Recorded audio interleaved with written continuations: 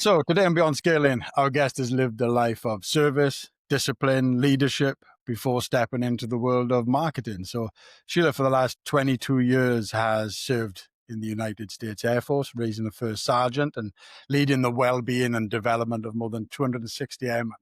So that level of responsibility, I'm sure, shapes how you see people, handle pressure and teamwork and develop culture. So today, Sheelah brings those lessons into agency life as a director of accounts at Wit Group, helping to drive one of the most performance-focused marketing teams in the country.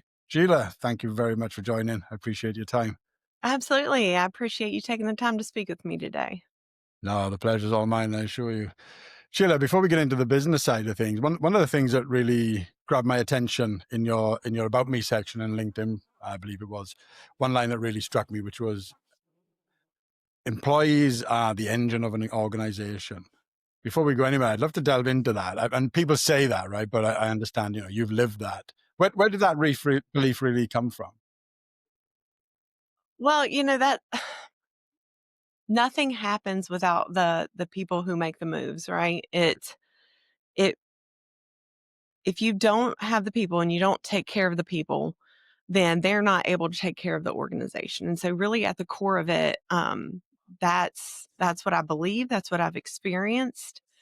And so taking care of and putting people first will then allow them to do the job or do the mission. And so when you take care of them, they will take care of what you need them to. Yeah, that's great. And that translates from, military life to civilian life, as you would call it, right? Yeah, absolutely. I think that's just a good way to think about people in general, right? If you have stuff, right, at home, it can very much be distracting if you're stressed about um anything that maybe there is a way to be supported more in. Right, it takes you away from the job, and so being able to support people as best you can, understand that they are people, right? Everybody's got stuff. One of my favorite phrases is "people be peoplin'," right? So, um, taking care of them and lightening that load so that they can focus on what it is that you need them to, everyone's happier and everything runs smoother. That makes perfect sense. That really does, yeah. And I experienced some executive coaching, which was helped me be a better leader, at work. And the thing that stood out most for me through that coaching was how much it helped my family life, right? My personal life. I found myself being a better listener to my wife and more understanding to my kids. And it really helped across the board. And I think that's what you're talking about there. Yeah, absolutely. It's quite an interesting pivot, Sheelah. If I met you at 18 and asked you, what would your life look like? Would you have predicted any of this? I know. How did the Air Force become part of your story? Absolutely not. So when when I was coming to the end of high school, I just didn't college wasn't really on the horizon for me at that point in time. I was kind of burnt out on school, didn't really know what I wanted to do. I was just kind of floating. My parents were both Army. And so my mom really encouraged my brother, who's 2 years older than I am, encouraged both of us to join, specifically the Air Force. He had gone before I did. And I remember you get that light bulb moment, but I was actually waitressing at a local seafood restaurant, and there was a waitress that was upset with another waitress. And she, was at the waitress stand. And she was just kind of fussing. And she's like, I don't know who she thinks she is. She's only been here 10 years and I've been here 12. And it hit me like a truck. I was like, oh my gosh, this is my future. If I don't figure something out, like I don't, and no offense to them or anyone in that service No, no. industry, we all choose our path, but that was not my path. That was not the path. That was not the life that I wanted for myself. Um, and so that was when I signed up. And of course, for me at the time, 17, actually, 17-year-old Sheelah was like, okay, this is a fast track to a career. So I'll go do my enlistment. I'll get the GI Bill and the benefit. I'll get the technical training and I'll be on about my way. And I never would have imagined that 22 years later, I would still be here. So, Yeah, that's quite common though. Actually, a good friend of mine when I was younger, we both went to the Royal Air Force to sign up. Um, yeah. kind of kind of off the cuff, really. It wasn't greatly planned, and we started going through the conversations, and I was like, this isn't for me. I can't. I'm not going to do this. But he did. He went for it, and he's still there now. He's been there for probably a very similar amount of time to you. It's over 20 years that he's been in the Air Yeah. Force now. And he had the same mindset. We'll go in, I'll do the 4 years, but yeah, he's a career serviceman now, and he loves it. And it's turned him into such a wonderful adult and parent and leader. It's really shaped him, because wasn't necessarily on the right track, and how that as a late teen. Yeah. Well, and that's the conversation that I have with a lot of young people. I'm like, don't count it out, you know?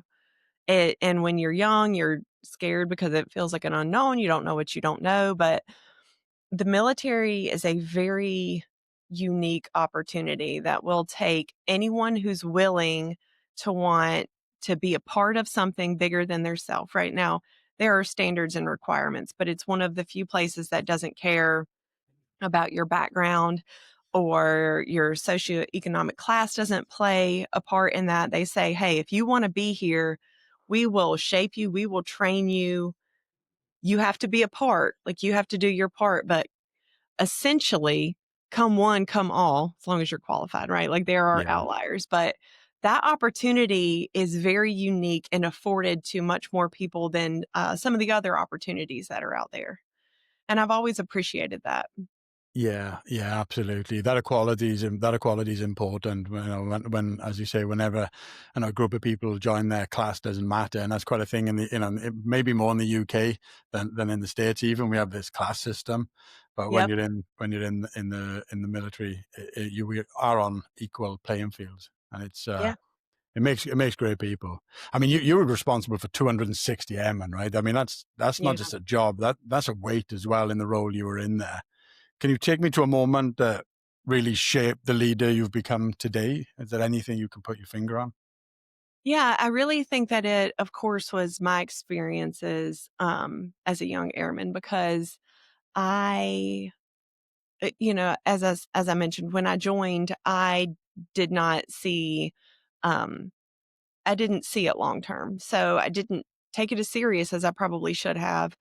And I was a little bit wild. I always showed up and did my job, but I didn't give it the reverence that I probably should have. And knowing the leaders that still treated me professionally and kindly and were great leaders, no matter how much of a pain in the butt I was being, um, I think that's the biggest reason I'm still here.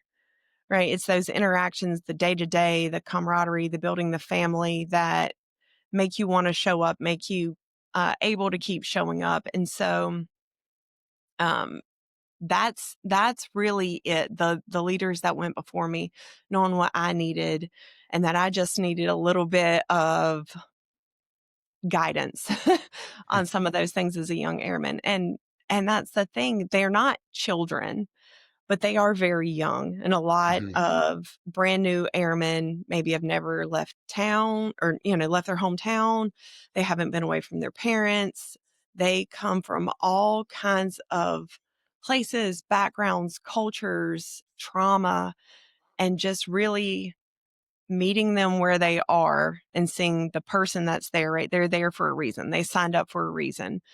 Most of them want to do better, want to be better, want to make a life for themselves. And so just really tapping in to that the way that my leaders coming up were able to do that for me, I think has really been the biggest impact.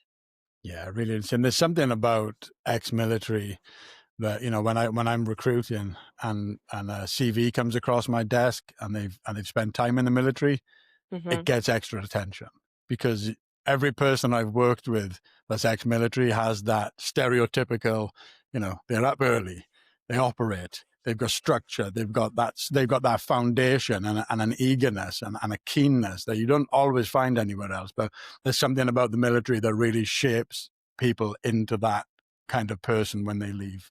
that something Yeah. you've seen and witnessed? Yeah, absolutely. I think it's the grit, right? Because Yeah. listen, I have been in 22 years and I am not a morning person, right? I've had to pass a physical fitness assessment, and done well on them for 22 years. And I don't like to run. It's about seeing the bigger picture, right? Because it's not about liking to get up. It's about getting up, showing up, doing a good job. And again, those leaders that come before you help you see that. It's not about having to run right now. It's about making sure that your values and your goals for your career, for your family, for your life in general, those are the small moments that even though that specific moment may not be it, it leads to something bigger. It's that bigger piece. And so that is a characteristic that I feel like is instilled and reinforced in the military. And you don't always get that because some people can't see past the discomfort of the moment. Yeah. Yeah. And it's in those uncomfortable moments I feel really shape you as a person, Yeah. and we're all malleable. We can all, and especially when people join the military at a younger age, like the friend who should remain nameless. He wasn't making great decisions. Let's put it that way. Neither of us were, to be quite honest with you. At the age of 18, he was a bit older than me. He was 20, but Yeah. we're making wise decisions. As I'm not sure many 18-year-olds are, but Right. that really straightened him out and really, as I said, turned him into he's a far more caring person than you would imagine, and an empathetic person, and he's quite open about it as well, and he's been on Yeah. many tours, and he's been through quite a lot, and it's remarkable to see the man he's become, and it's a credit to the military. It really is. So Yeah. moving away from the military side of things, then, so you left the world of structure, uniformity, clarity, and you've moved into agency life, right? Which is Yeah. fast. It can be messy, creative, unpredictable even. What was the hardest part for you about that, about, sharing these both worlds? You understand you're still working in the military, is that right? Yeah. Yeah. So I'm a Yeah. reservist, so I'm still serving in that Yeah. capacity. Yeah. So what's the hardest part of that transition then? Do you and what kind of value are you bringing to the agency with that structure and, uniformity? Yeah, so I'll say that the military I know well, and there are parameters for everyone. You get out here in the wild world, and that's not always the case. So just the way that you're able to relate to people and the things that drive people vary so much more. Of course, they vary among everyone, right? But in the military, everyone has something in common. Um, in agency, you may not be able to find at least that common ground, right? Because military, at least we all have the fact that we are military family. Agency the spectrum is much wider on that front. Yeah, yeah, yeah. I can understand that. I can understand that, and you need that. I mean, you kind of need that diversity in a creative agency as well, right? And to bounce off one another. Yeah, absolutely. And I mean, within our team, I am very blessed to be part of a phenomenal team that does feel more like family. So we are we are still considered a boutique agency. So we have a team that packs a big punch, but we are not floors and floors of cubicles like some of Yeah, the mega marketing agencies, if you yeah. will, right? So I know everyone intimately on my team. I feel like I could speak to anyone, even on a personal matter, if I needed support in that way on my team. And so getting to work with people who have that varying talent, but somehow we're all able to interlock them together to work for the betterment of our clients and be creative and handle each piece of the puzzle to help make them successful is just a really cool organization to be a part of. That's great, and being in the heart of client relationships for yourself. I think that's essential, right? To be able to have those relationships with everybody within the organization on an intimate level surely Yep. makes your role more effective. It makes you, a more effective leader. What does your day to day look like? What's a real day? Not the polished version. What's the lived reality of the of a director of accounts? Yeah, so I usually try to get an early start and at least, dig out of some emails pretty early, before the day officially starts, right? Any hot items, any urgent, client needs that maybe they've only sent to me.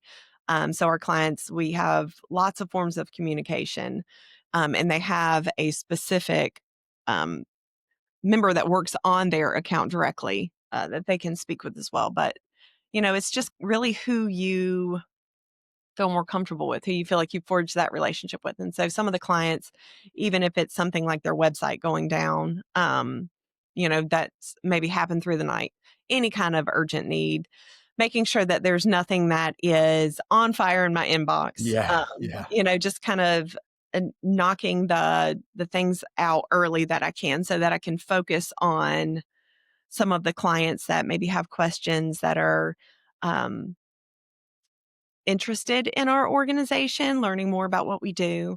I'm often back to back with meetings, just meeting entrepreneurs and learning what they do and figuring out how we can meet their needs and if we're a good fit, right? Because depending on it's a relationship. So Mhm. not everybody's made for everybody and that's okay. But we like to work with the most people. We're able to figure out some way to support them on their entrepreneurial journey. Yeah, great. And what's the makeup of your clients? Are they more startups, or is it more kind of matured companies? Where do you kind of sit yourselves? Yeah, absolutely. So we see everything across the spectrum. So we don't cater to just one type of business or, you know, just one industry, or you don't have to be a specific size. Now, of course, you have to be ready for an agency. So if you've got startup and you know what you're looking for and you have allocated budget for it, because not everybody's in a place where they're even able to afford to Hmm. run ads yet. And that's okay. We still have the conversation because um, that doesn't mean never. It just means maybe not yet. Right. So we still want to give the reverence to those individuals and where they're on their journey. But we have everyone from brand new service based. I just started a cleaning company. Again, as long as they are ready and have prepared themselves well, um, we can help them all the way up to billion-dollar industries. We, Okay, yeah, so it's a yeah, broad spectrum. we've worked with some pretty large companies. So we're good at what we do. And so the formula for that success is usually similar. It's tailored to each of those clients depending on their need, their industry, their objectives Hmm. as well. But, we are good at what we do. That skill set translates across all of those. It's an ever-changing landscape as well, isn't it? Marketing. I was talking with a gentleman recently who had and still carries a very strong name in the marketing game. He's got tons and tons of followers, and he's so well respected. He worked at Google. He's one of these guys, and he was honest with me. He said, "Look, I haven't touched marketing. I haven't had hands-on marketing now for the last 6 years. Yeah. I have no idea what's going on anymore." It's constantly evolving. How do you keep up with that pace there? Yeah. So I think, like you said, he's been removed. And so the minute you take your eye away, um, it's going to keep changing and you're going to miss the changes. So being constantly involved and staying abreast of those changes, it doesn't make it feel so insurmountable. Of course, AI is one of the biggest topics right now, Yeah. right? And how AI is changing marketing. And this is just it feels like it's being just pushed on Mhm. us. I feel like in every facet just of life, not just Yeah, marketing. absolutely. But understanding that that is important to our clients, they are also trying to figure it out. Like it's our responsibility. So we do our research, our reading, everything that we do is backed by data. So some of it is, okay, how is the data affected with these things, right? So we're always doing our homework. We're always looking, reading, coming together, having those discussions internally, seeing what other discussions are being had, articles. It really is just about staying on top of the information that is available. And it's something we're all figuring out together, right? Yeah, No. absolutely. Yeah, absolutely. So Sheila, aside from this business, I work with teams fundamentally in operations and modernizing operations in sales and service teams on a consultancy basis, and I work with AI. But Mhm. it's one of those things where people think it's a magic bullet. You just throw AI at something and it's going to fix all of your problems. It really isn't. If your foundations are not there and you throw AI at it, it's going to amplify the problems that you've got. It's Exactly. not going to solve anything. In the creative world, I think it's still a way off. I've spoken to a marketing agency recently who use it for a lot of their creatives as well. Um, Mhm. for me, when I read text that's written by AI, it still reads to me. There's just something about it that I can just and I've failed to explain this more times than I can count, but there's something there's something hollow there. It's missing something. I can't Yeah. quite put my finger on what that is, but I can sense an AI written email. Yeah. I can just, and even if you remove the dashes, there's just something about it that feels inhumane, and not inhumane. That's the wrong word, but you get where I'm coming from. Yeah, it's lacking that human element, That's a right? better way And of putting it. and that's the thing. It is a tool, and tools can be extremely useful. Um, but they need to be revered as such. And AI cannot solve everything. It is getting smarter and smarter and more capable every day. But AI can detect AI, Yeah, right? yeah, for And sure. so it's a good place to start. It's a wonderful springboard, but it is not it if you use it to completely take the place of what a person could and should do, then you can very quickly get yourself into trouble. If you have AI write 80 blogs that you publish overnight, it's not going to have the positive impact that you hope it does. In fact, often it can have the opposite. And so that's what I mean when I say you test some of this stuff and you see how it affects it, right? So as a marketing agency, we're able to say, okay, test result, test result, test result, or even Hmm. some of our clients do stuff and then they're like, you know, what's happening? So we're like, well, let's figure out what's happening. And sometimes AI can be good, it can help you, it can enhance things, and sometimes it is not what you you hope that it's going to be. And it doesn't add to that credibility, right? So again, as a springboard, it's wonderful. It can help you formulate your thoughts, get them together.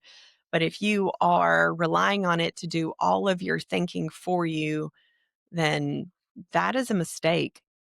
And I think it's dangerous. I think it's very, and I've been guilty of it. I've been working with AI now for several years, and when I first started, it wasn't really being spoken about that much. It didn't have the hype it has today. And I was Yeah. like, this is great. And what I was doing was using it to carry out all of my thinking. I was Yep. removing. I was actually, I was actively switching my brain off and just allowing AI to do the thinking for me. And it doesn't solve operational problems as well as I can solve them. I know that may sound arrogant, right? Yeah. Maybe comes across as arrogant, but it can't assess and review a bit an organization's operation as well as I can, with the experience Right. and the nuance that I have with it. But the recently, I don't know if you saw this actually. There were studies that's come out of, I think it was MIT, where they put fMRI scanners, so scanners of the brain, for people who use AI for problem solving. And Uh-huh. I won't butcher the report, but there's parts of the brain that illuminate when we're carrying out this deep thought and these deep problem solving activities. And there's parts of the brain that illuminate under the fMRI scanner. And of course, if you're not using it because of AI, then over time, that area of the brain becomes less and less active, because when it comes to the brain, if you don't use it, you literally lose it. Yeah, it'll It actually atrophy. atrophy, yeah, and it degrades over time, and those neural pathways are diminished. And I think and that really got my attention. It really got my attention, and Yeah. now I use AI as a refinement of ideas as Mhm. opposed to coming up with the idea. So I'll sit down. I love Yeah. post-it notes. That's how I think in post-it notes. I'm a very visual person, so I'll stand there like a maniac, putting all these post-it notes up, and I'll rearrange them, and that's how I Yeah. think. And I step back. The minute I finish, I take a photograph and I pull them all down. But Yeah.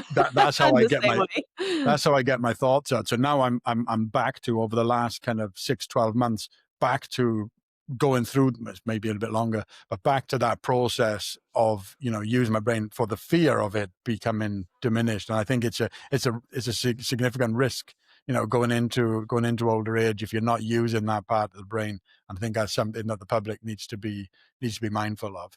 I mean, Yeah. there's tons of innovative ways of using AI, and the way I always try and position it is to free up humans to do more human things. So Yeah. the simple example, right, is the note taker in meetings.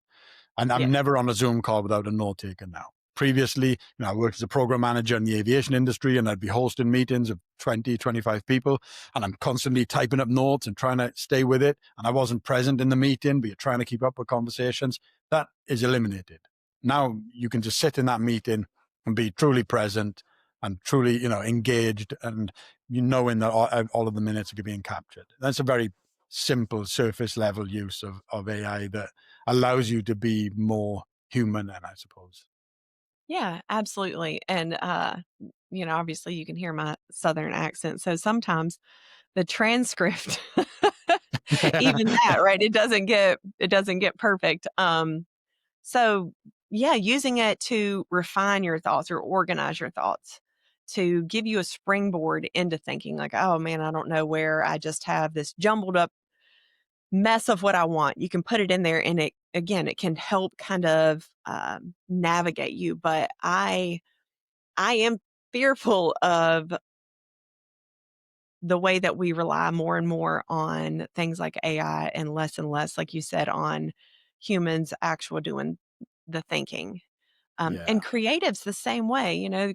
AI can produce some really neat stuff, but you still need a person to look at it, understand the context of it, check for six toes, or you know, what have you. And you still have to give AI that direction, like, no, not that, this. yeah. And so just like any other tool, it's only as good as you know how to yield it. Absolutely. And when it comes to more complex tools, it's only as good as the data that's going into it as well. And if the Exactly. data going into it isn't correct, then it's not going to work. It's going to be totally ineffective. Right. And honestly, that's one of the conversations we have with clients. So we build websites as well. And so there's a lot of conversation around the AI chatbots. Yeah, And they can be really good tools. They can be really cool and they can add to your website if you give it the information it needs, if you want to take the time to train it correctly, if you have enough for it to pull from. But then you are relying on that to speak to your potential customers and not you. So it can be beneficial. It can make sense for some clients, but for some clients, it doesn't. And so just because it's this fancy new tool, it can work against you if you're not careful. yeah, absolutely, absolutely. And we've all been there where we've gone on a website and the AI chatbot has popped up. And if that chatbot works well, then Yeah. great. But if it doesn't work well, it leaves you feeling, it kind of tarnishes the reputation of the business that you've worked with. And you're right, they need to be trained, that you can't just plug it in and go and just plug in Mm. a generic chatbot. It needs to be specifically trained on that data. But it just, everyone's trying to throw AI at everything at the moment. I Yep. worked with a client recently that came to me for an AI solution. And they really wanted AI, and the solution I came up with, it had zero AI in it. But I didn't explain that at the beginning of the presentation. I just waited till the end. I was like, so there's no AI in this. This is just a web-based app that we've built that's going to Yeah. remove 90% of the operational inefficiencies that you've got right now. But it's not got AI, and I could see the disappointment. They were like, we kind of wanted AI, but Yeah. it's not always needed. When it Well, comes that's to your, sorry, Sheila, go ahead. no, I was just going to say nobody, the big thing that's being pressed is that it is the way of the future. No one wants to be Blockbuster, Yeah. right? So, Yeah. so we, everyone's like, oh, well, if this is it, I need it without fully understanding it. Yeah. That's a great analogy. I'm going to use that one. Nobody wants to be blocked out. I'm going to put that on my website. So your role there, I mean, you've got a lot on your plate. There's a lot of plates, spinning a lot of plates rather. What's the part of the role that takes more time than people on the outside would assume? Um, let's see. I think honestly, just the following up with clients or prospective clients. So there is a lot of time, and it's very much appreciated oftentimes as well. But clients are potential clients are all along their journey. And so there are some interested companies that I speak to and check up on for a year or years. Hmm. Um, and so that takes time, but it's meaningful work because especially if it's one of those startup companies that I had mentioned, maybe they weren't quite ready for a marketing agency just yet, right? They're figuring all their stuff out. They're getting their operations in order. They're getting their annual budgets in order. And so just taking the time out, even though it wasn't something that could quickly turn into an invoice to say, hey, how are things going over there? Just wanted to check in on you. And so there's actually a lot of that, but it means something to those smaller business owners that we don't forget about them. And then as they grow, oftentimes they're like, "Hey, you're who I want to work with because you've already invested time Yeah. in me and checking in on me. You didn't forget about me. Yeah. It's Now I'm added ready." And value from day one. yep, and now I have no question. Yeah. Yeah. Yeah. It's important. So that constant pipeline building essentially. Yeah, absolutely. I mean, agency run at a pretty relentless pace. Is that the area that you feel the pressure the more? I suppose that's not really a pressure area there. We're following them. Where do you feel that kind of pressure the most in your role?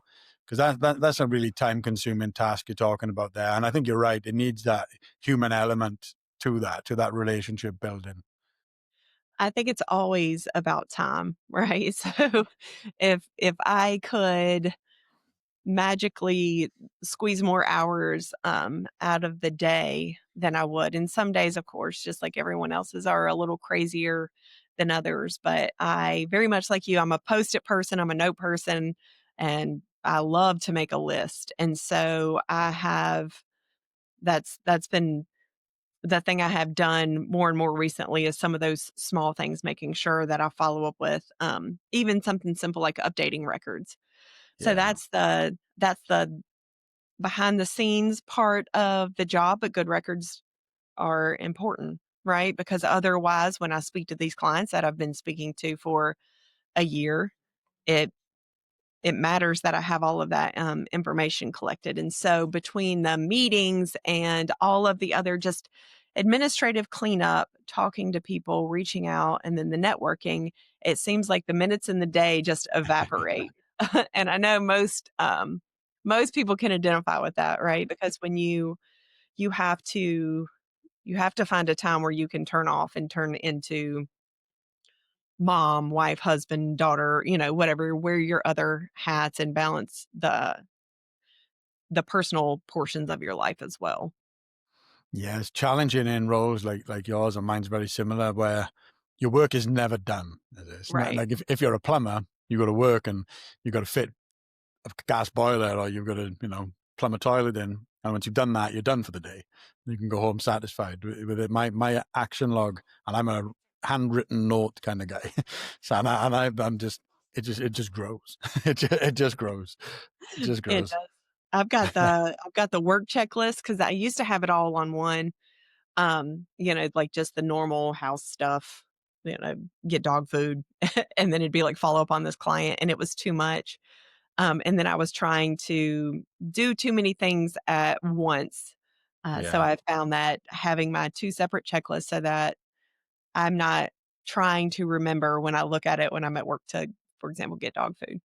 Um, I can focus on making sure I am fully immersed in work when I'm at work and then, at home. Not to say that if I have time, I'll jump on the computer, check emails, follow up on stuff, but it's still being able to fully shift those modes has really helped. And I know my kids have appreciated that as well. Yeah, I'm sure it's something I certainly struggle with, and I'm sure a lot of people do, is trying to leave it at the office, right? And being more present at home is something that I'm really focused on at the moment, actually, and it's still a work in progress because Yeah. my mind, and I can't help it. As I wake up for the bathroom in the middle of the night, and work is on my mind.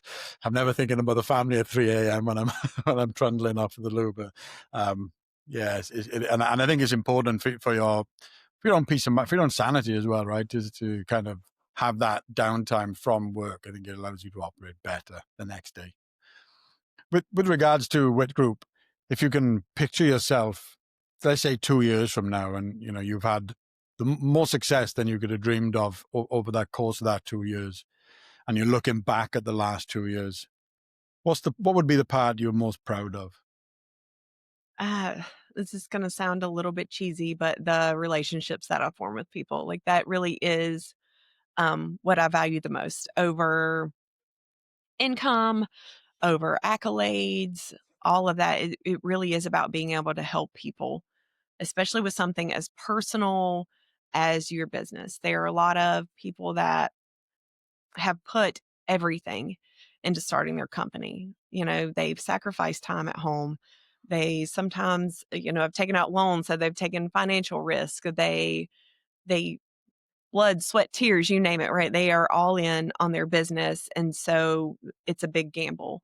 Um, and being able to help them on that journey, be real with them, be transparent with them, and form the relationship and know that, hey, I was able to support this person in this way in making their dream a success. Really just that's what gets me. That's that's the Yeah. thing that really draws me honestly to the job and just that's the way that I have to focus on things to stay driven. But I think if you get that right, the accolades and the financial side will come anyway. If you build those relationships right up front, and I can see you genuinely mean that. I can see that's true authenticity. But I think if you do that right up front, then the other things generally they'll follow anyway, right? And if you Yeah. it sounds like you're focused on the right thing. Yeah, absolutely. That's my favorite part of the job is getting to speak to people, get to know them, learn about them. It's not even just in general conversation, it very quickly you learn about people on a personal level. What their wife's name is, the fact that they maybe love ice cream or that they are a Harry Potter nerd or maybe they love Post-its, you It know? means a lot. Um It means a lot. Yeah, it does. It carries well. Yes. It carries well. If you had the magic wand, Sheila, if you had this magic wand and you could remove one of the challenges that you're facing, what would you get rid of overnight? Um, I think honestly, it's the client fears, Mm, um, just the economic state is something that a lot of people feel like they're on shaky ground with. yeah. And so that keeps a lot of our business owners kind of straddling the fence for a while on that. Um, and so just that solid footing, of course, I think everyone would appreciate that, Yeah. just kind of Yeah. feeling like they had a little bit of solid ground. They knew what was going to happen, a little bit of that security. So I know that relates much larger than just the job, but that's something that we have to help um, our clients and potential clients navigate as well because they're constantly trying to figure out what is the right move. And a lot of that is based on just where we Yeah. are. Yeah, yeah. A lot of it's out of our control, but you don't need me to tell you this, Sheila, about marketing and the work you do. As you said, you're discussing and working and nurturing people's businesses, and marketing will make or break that business, right? Because if it's not dialed in right, it can drain them financially. But if you get it right, it makes all the difference, right? It's probably the most important thing of a business right now is marketing. And that's one of the conversations that I have with, there are some newer business owners that are trying to figure it out themselves. And it's like, you have an entire business to run. You don't have time to become a marketing expert. We have lots of brains with different focused talents, but over 20 years for several of our team members, that they have been perfecting this. And you can get yourself into trouble if Google will take your money. These platforms, Of they'll take course. your money. If you want to pay for it, they'll take it. And I would just hate to see, even if it's a small budget, some of these businesses essentially waste it because they don't know what they're doing. It has no direction, and then sometimes they believe that marketing doesn't work, and it's like, no, you just don't know how to use this tool, or maybe your budget just really is too low. Yeah. Um, you know, and that's the conversation I have often. But if it is done right, it can make all the difference. It does make all of the difference. And that's why, we build out strategy that is unique to all of our clients. So, like I said, we're a bespoke agency. So, and everybody does what works for them. But there are many business models out there that it is like, okay, choose from this menu. Do you want A with this, B with this, or C with this? Hmm. And we don't believe in that. We say, okay, where are you? What are your objectives? Where, have you considered a ad budget? And then we build from that. I oftentimes like to relate it to getting a custom shirt, right? So you can go pull small, medium, large off the rack. It's going to cover your body, it's going to do the job, but it is not going to look as good. It's not going to feel as good. And it's not going to be made for you the same way that a custom shirt is. And so, in order to get a custom shirt made, you have to first be measured. Yeah. And so that's the way that we approach working with clients. We do that measurement first. So we build out that strategy together first. And then we say, hey, this is an informed plan. This isn't just, would you like this, or this? Yeah. And I think that's value added. That's value added right there. And I approach my business with the same manner. We don't have just tools that we plug and play. It's that measurement, as you said. That readiness review first of all, and that assessment is crucial. Is crucial if you want to build something meaningful that's going to really work, and not just throwing money at something. I know, and marketing is tricky.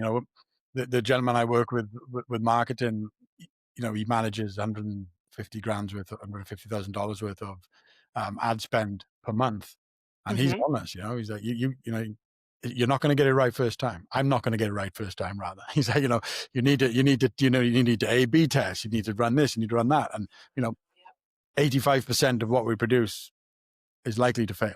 It's like prepare yourself for that, But once you get it right, and then you dial it in, then we can run with it. So he has a very similar approach. I appreciate that. Sheelah, that was a great conversation. Your story is really extraordinary. I really appreciate your time, and I think few people manage to bridge the world of service, education, and leadership and performance with this amount of humility and clarity as well. I've genuinely loved this conversation. Sheelah, thank you very much. Have a great rest of your day, and I look forward to following your journey on LinkedIn. Awesome. Thank you, Lloyd. Take Bye. care. Cheers, Sheelah. Bye.